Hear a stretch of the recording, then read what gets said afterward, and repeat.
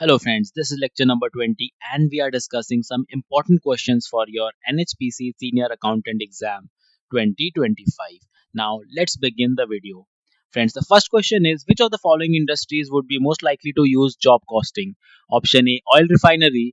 Option B, custom furniture manufacturing. Option C, soap manufacturing. Option D, airlines.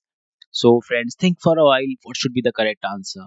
Well, the correct answer is option B, custom furniture manufacturing. So, friends, custom furniture is made to specific custom orders where each order is a distinct job with unique cost, which is the primary characteristics of using job costing. So, friends, let's think over the other options which were given in the question. First is oil refinery. So, friends, for oil refinery, process costing would be suitable.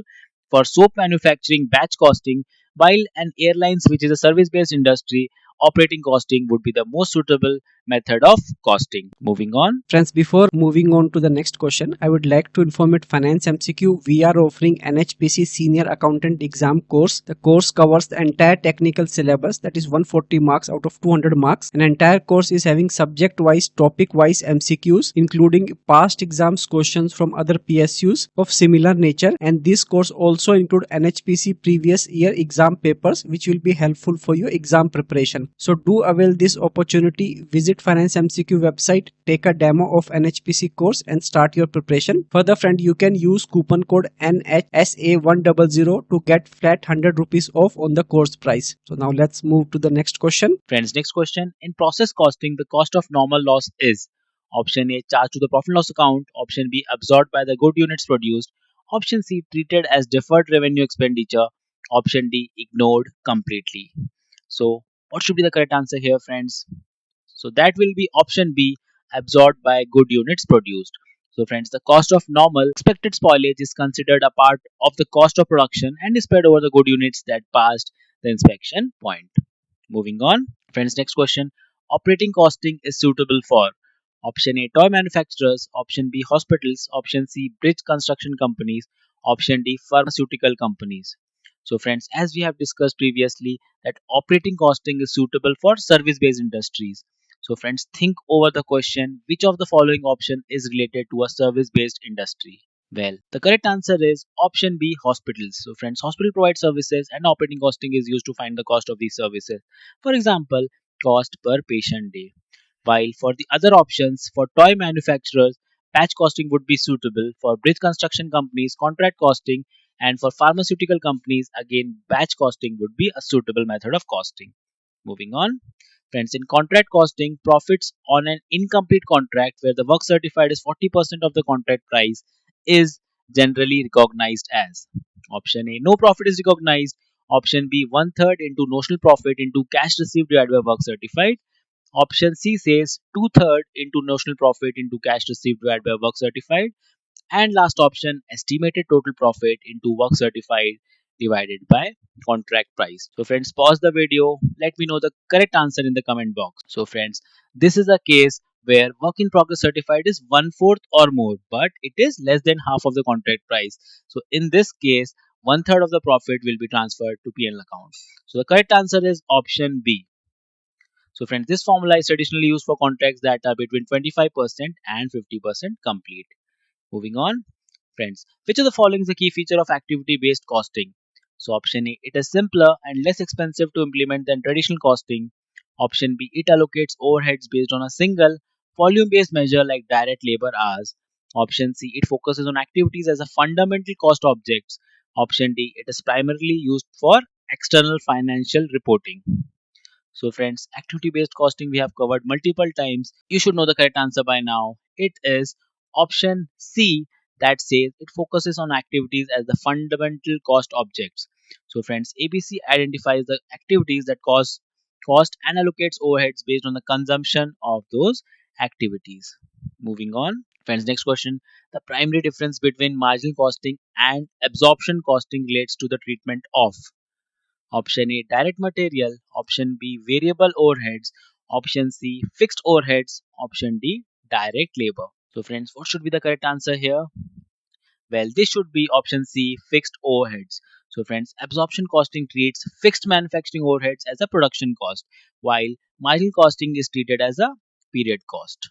Moving on. Friends, next question. In a transport company, passenger kilometer is a composite cost unit. If bus carries 40 passenger for 100 kilometer, what would be the passenger kilometer here? So friends, they have not asked here passenger per kilometer. They have simply asked passenger kilometer. So what would be the correct answer? 140, 400, 2.5 or 4000. So friends, here you have to simply multiply the number of passenger to the kilometers. So it will be 40 into 1000.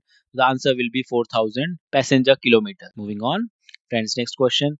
The concept of equivalent production is used in which method of costing? Option A, job costing. Option B, contract costing. Option C, process costing. Option D, operating costing. So, what should be the correct answer here, friends? That will be option C, process cost. Friends, equivalent production is used in process costing to restate work in progress units in terms of completed units to properly allocate cost. Moving on. Friends, next question. Which of the following would not be a cause for difference between profits in cost accounts and financial accounts? So option A, over absorption of factory overheads in cost accounts. Option B, payment of dividends. Option C, valuation of closing stock at different values. And option D, payment of wages to factory workers. So, friends, a tricky question. Think for a while. The question is asking which would not be a cause of difference. So, friends, the correct answer would be option D, payment of wages to factory workers. So, friends, wages paid to factory workers are a direct production expense and would be recorded in both set of accounts. So, this would not cause a difference. Moving on, friends, next question. Batch costing is a variation of which costing method? Option A, process costing. Option B, job costing. Option C, operating costing. And option D, contract costing. So, friends, what should be the correct answer here? And that should be option B, job costing. So, friends, in batch costing, each batch of similar unit is treated as a single job for costing purpose. Moving on, friends, next question. If a process has a normal loss of 10% and 1000 units are introduced, with actual output being 850 units, what would be the abnormal loss? So, friends, option A is 100 units, option B is 50 units, option C is 150 units, option D is this is not a case of loss but this is an abnormal gain. So, friends, pause the video, try to solve this question, and let me know the correct answer in the comment box. So, friends, first of all, they have said that the normal loss will be 10% of 1000 units. So, that means 10% of 1000 is 100 rupees. So, the normal output would be 900 units. But the actual output has been 850 units. So, this is a case of loss of 50 units. So, the correct answer should be option B, 50 units. Moving on, friends, next question. The primary objective of uniform costing is to enable inter-firm comparison, fix a common price for all firms in an industry, eliminate competition, and last one, replace all other costing methods. So, friends, what should be the correct answer here? So, friends, here under uniform costing, same costing principles and practices are implemented in different firms in the same industry. So, this will lead to option A, interfirm comparison. So, friends, by using the same costing principles and practices, different firms in an industry can compare their performance meaningfully. Moving on, friends, next question. In a make or buy decision, which of the following cost is relevant? Option A, sunk cost. Option B, fixed overheads that will continue regardless of the decision. Option C, depreciation of old machinery. Option D, the opportunity cost of using the production facility. So, what should be the correct answer here? Think for a while, friends. Pause the video. You should know the correct answer. It is option D, the opportunity cost of using the production facility. So, friends, opportunity cost, the benefit foregone for the next best alternative use, is always relevant in decision making. Friends, next question. The cost driver in activity based costing is option A, the total cost of a particular activity. Option B, a factor that causes a change in the cost of an activity. Option C, any fixed cost of production. Option D, the final product to which cost is assigned. So, friends, here the correct answer is option B, a factor that causes a change in the cost of an activity. So, friends, a cost driver is a measure of the activity that is believed to be the cause of the cost. For example, the number of machine setups drives setup cost. Moving on, friends, next question.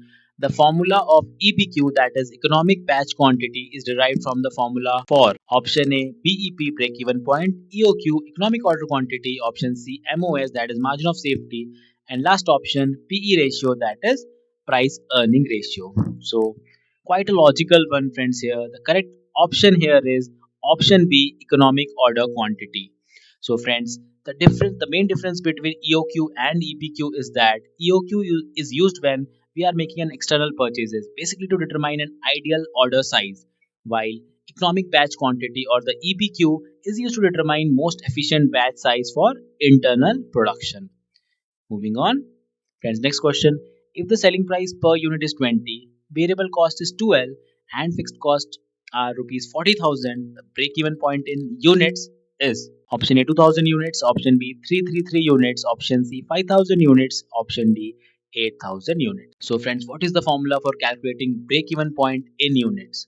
Well, this is fixed cost divided by contribution per unit. And how contribution per unit is calculated? You'll have to simply deduct variable cost per unit from selling price per unit. So friends, here contribution per unit will be 20 minus 12, that is 8. So friends, the break-even point will be 40,000 divided by 8, that is 5,000 units.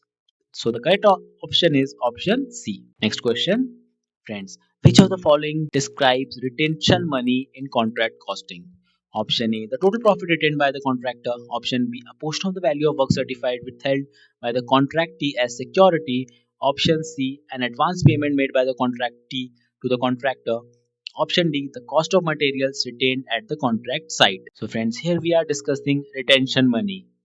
So, friends, the correct answer is option B, a portion of the value of the work certified withheld by the contractee as a security, and this is generally refundable once the contract is satisfactorily completed. So, friends, this is the correct definition. The contractee hold back a certain percentage of payment to ensure that the work is completed satisfactorily. Moving on, friends, next question. Under absorption costing, profit can be manipulated by option A, changing the selling price. Option B, reducing variable cost. Option C, overproducing and building up inventory. Option D, increasing advertising expenditure. So, what should be the correct answer here, friends? Friends, the correct answer is option C, overproducing and building up inventory. So, friends, by producing more than is sold, some fixed manufacturing overheads are deferred in closing stock, thus increasing the reported profit for the period. So, friends, in absorption costing, that's what happens. All costs, both fixed and variable, are charged to the production. Moving on, friends, under absorption costing, profit can be manipulated by option A, changing the selling price. Option B, reducing variable cost. Option C, overproducing and building up inventory. Option D, increasing advertising expenditure. So, what should be the correct answer here, friends? Friends, we are discussing absorption costing. So, in absorption costing, all cost, both fixed and variable, is charged to the production. What will happen is that generally, by producing more than what is sold, some fixed manufacturing overheads are deferred in closing stock. So, this will increase the reported profit for the period. So, friends, the correct answer is option C. Moving on. Friends, next question. A job sheet contains only direct cost associated with a job. Option B, only overhead cost. Option C, an accumulation of cost for a specific job including direct material, direct labor, and absorbed overhead. Option D, the total cost for all the jobs completed in a period. So, friends, the obvious answer here is option C, an accumulation of cost for a specific job including direct materials, direct labor, and absorbed overhead. So, friends, this is a comprehensive and correct definition as a description of a job cost sheet's content. Moving on, friends, next question. If actual output in a process is greater than the expected output after normal loss, the difference is known as option A, abnormal loss, option B, normal loss, option C, abnormal gain, option D, standard output. So, friends, here actual output is more than the expected output, so it has to be a gain. And the correct answer is option C, abnormal gain. When a process is more efficient than expected, producing more good units, it will result in abnormal gain. So that's all for today, friends. If you have any further comments or queries, do mention in the comment box. See you all tomorrow with a new lecture. Till then, thank you very much for watching. Take care and goodbye.